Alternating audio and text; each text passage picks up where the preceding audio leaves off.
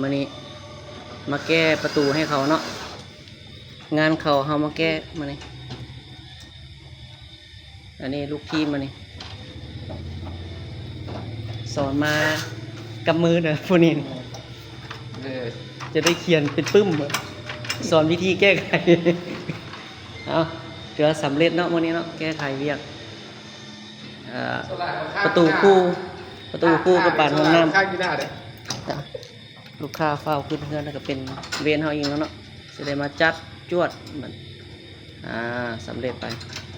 กระแจนี่ก็เป็นของขี้อันนี้ก็ได้สายยางพิลึกเนี่ยโอเคถ้าสนใจใช้บริการทีมงานนี้เด้อ